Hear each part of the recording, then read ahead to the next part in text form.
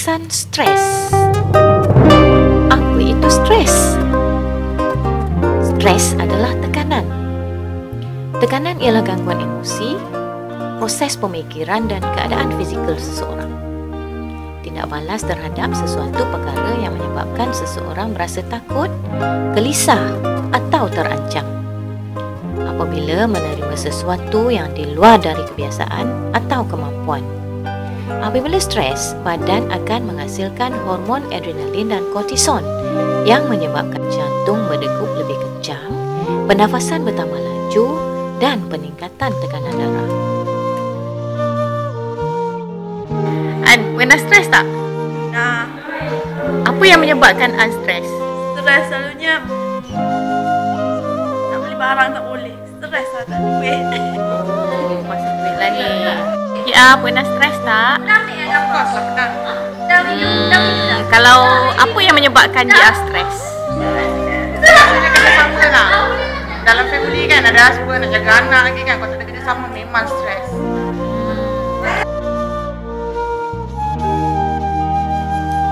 Antara faktor-faktor yang menyebabkan tekanan, faktor dalaman, kurang keyakinan diri, putus asa, terlalu ingin yang terbaik, terlalu menjaga hati seseorang, perpisahan, perceraian, kematian, kurang pengetahuan agama. Manakala faktor luaran pula melibatkan ketua atau majikan tempat kerja, pasangan hidup, keluarga, rakan, perbezaan budaya, keuangan, suasana persekitaran. Antara simptom-simptom anda sedang stres,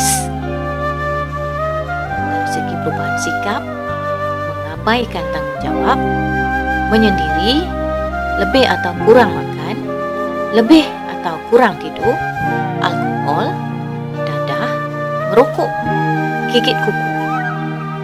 Dari segi perubahan emosi, moody, pemarah, kurang sabar, tidak ceria, sensitif, cemburu, risau atau bimbang.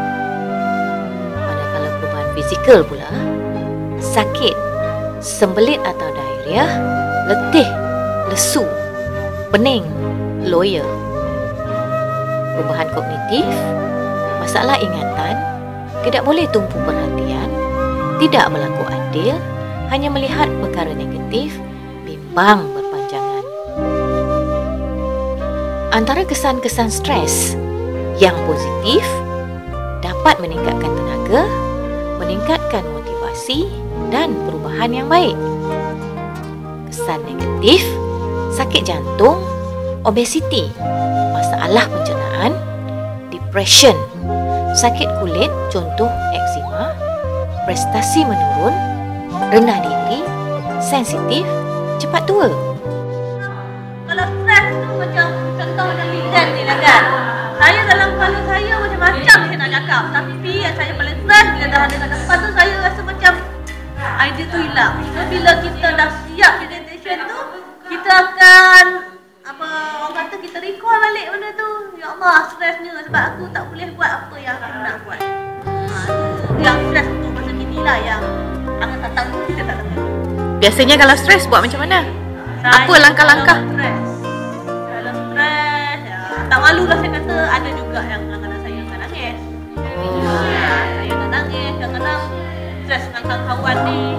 Biasalah kan, kalau dah depan mata saya tak tahan, saya sound nasib kan. Sebab itu bagi diri saya bila saya meluahkan, maksudnya saya boleh meredakan saya. Strategi menangani stres. Strategi pertama, elakkan stres yang tidak perlu. Belajar berkata tidak. Elakkan dari orang yang membuat anda stres. Elak topik hangat. Strategi kedua, terima kenyataan. Jangan cuba mengawal perkara yang tidak boleh dikawal. Fungsi perasaan. Belajar memaafkan orang lain. Strategi ketiga, sesuaikan diri anda dengan situasi. Luahkan perasaan tidak puas hati dengan cara yang baik. Bersikap kompromi, bersikap lebih tegas, urus masa dengan baik. Strategi keempat, cari masa untuk bergembira dan berehat. berjalan-jalan, minum kopi atau teh bersama rakan, dan mendengar muzik. Habis kalau stres buat apa? Biasanya kalau macam gitu, ajak husband dengan anak-anak keluar lah. Kita pergi jalan mana-mana ke kan. Cari pantai ke, laut ke, kolam ke. Cari ketenangan lah. Kita lupa lah apa masalah tu, kita lupa. Okey. Strategi kelima, sesuaikan diri dengan penyebab stres.